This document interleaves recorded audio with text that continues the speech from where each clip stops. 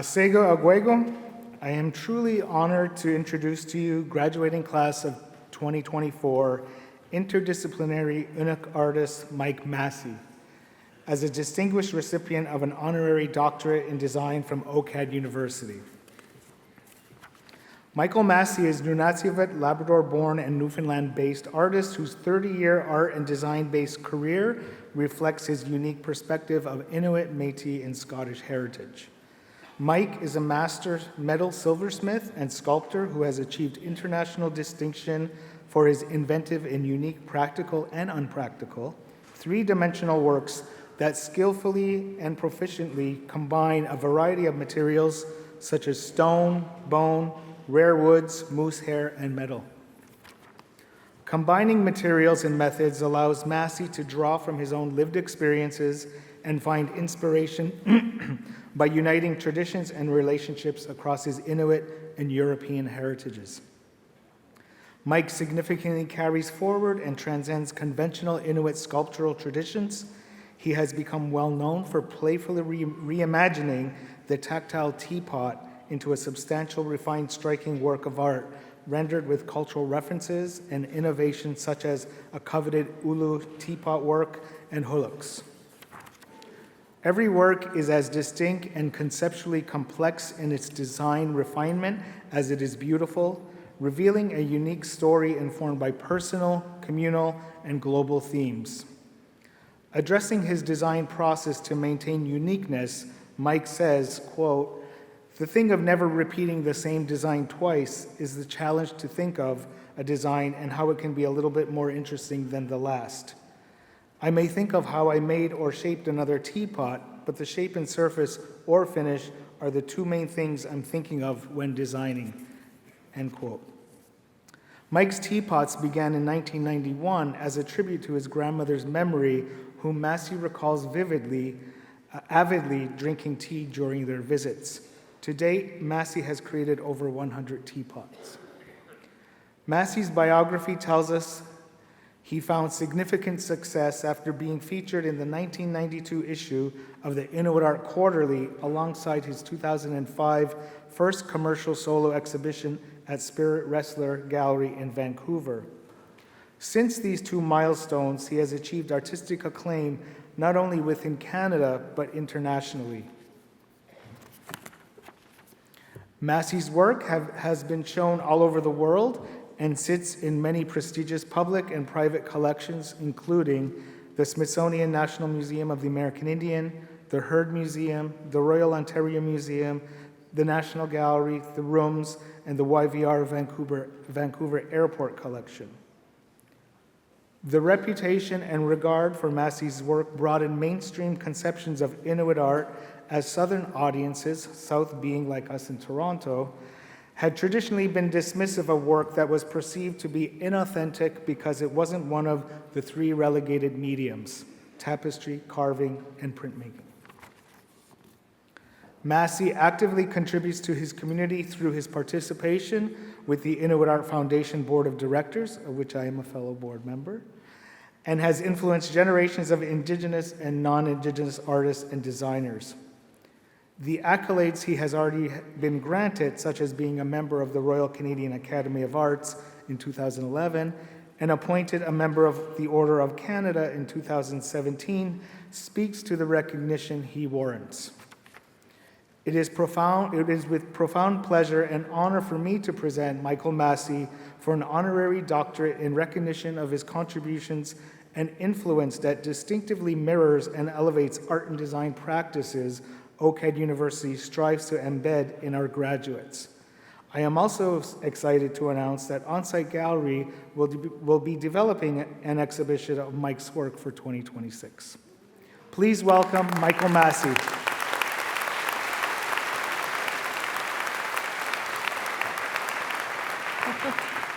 Not yet, not yet.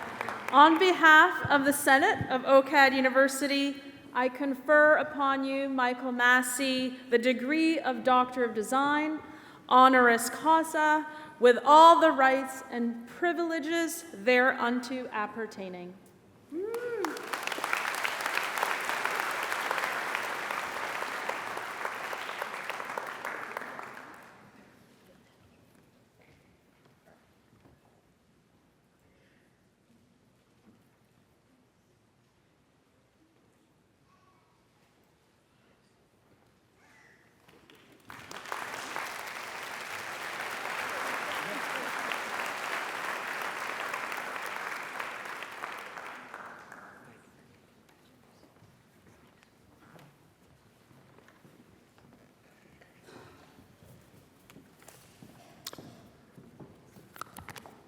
Well, this is interesting. Good morning. There we go. All I can say is when I graduated, there were 7 of us. And we did it in the cafeteria. So this is a little more exciting. So thank you. It's a great looking crowd. A bunch of new artists add to the community. Love it. So first of all, I'll just get through my speech. I won't keep you long. Good morning, Madam President, Vice Chancellor, and Chancellor, Provoke, graduates, the most important people here, I think, today, and special guests. Yes. Thank you for inviting me to this special honor today to be part of OCAD University's great list of people who have been before me for sure. I'll just begin right away with how I started out, because Ryan actually said quite a bit of what's in here, so I'll try and make it short. In 1986, a visual art program in Stephenville, Newfoundland had a program that offered many different mediums, 6, 7, or 8 different mediums, which wasn't normal for colleges around the time because they only offered so many. I was fortunate enough to be able to get into the program. It was in the second year that I was there that I ended up choosing painting and printmaking. That's what I thought I was wanting to do at the time. Our credits from the visual art program in Stephenville, Newfoundland, were able to be transferred over to the Nova Scotia College of Art and Design. That allowed us to be able to jump right into our second year there and not have to do their first. So that was good. I ended up being able to jump right into a painting and printmaking course. But after 1 year of doing painting, printmaking, I dropped painting. I dropped them. A friend of mine was doing a jewelry program, and she had just brought home some pieces, and they were quite intriguing, actually. And I thought, okay, I've done a little bit of jewelry, but not to this extent. So I decided to check out the jewelry studio.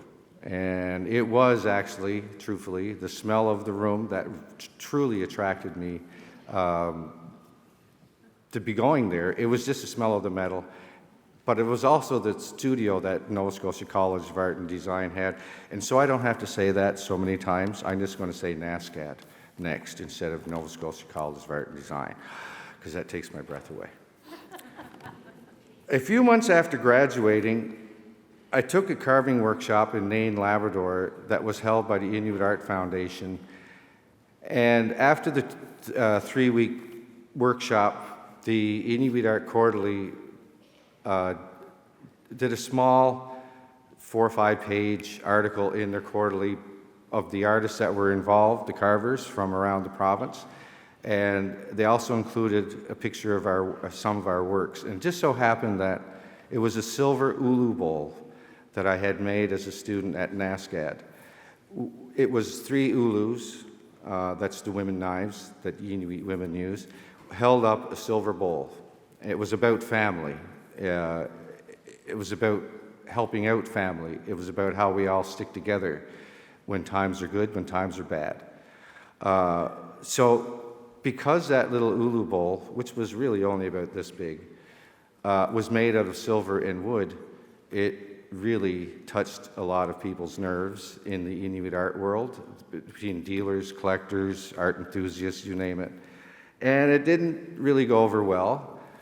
And from that, I was able to travel for about 3 years between Ottawa, Toronto, and possibly Montreal, I can't remember now, but giving talks, lectures, taking part in symposiums, and just trying to get out the fact that Inuit art is, and no matter where you come from, but I'm speaking from Inuit art-wise, Inuit art is art made by an Inuk.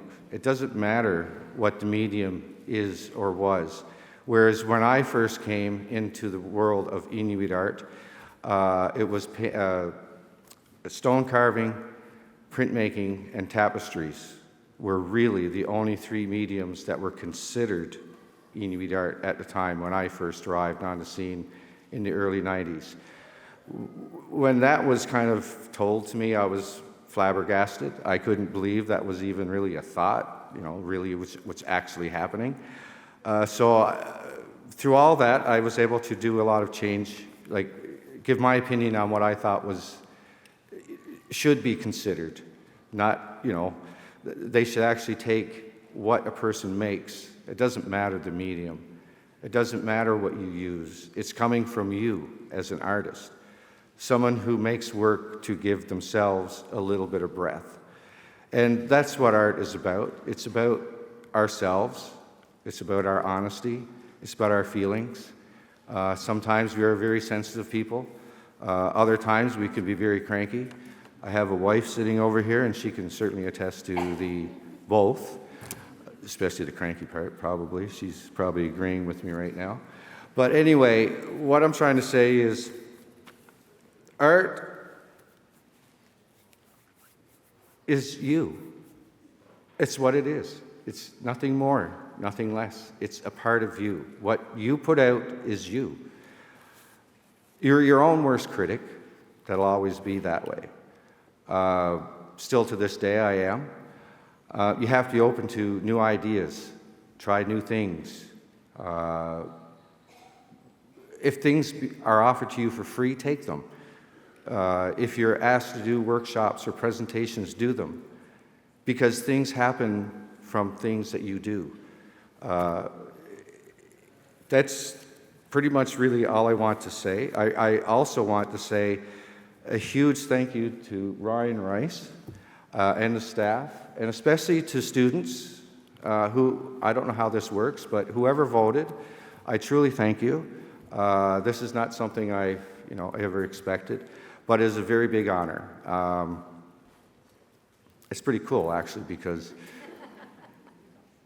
it's almost like a whole new graduation all over again, and there's a whole bunch of people here instead of just 7 of us.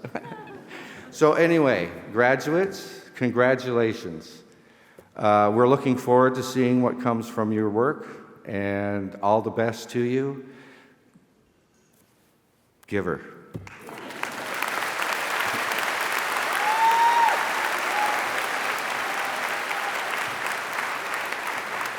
Please join me in congratulating Michael Massie. Thank you.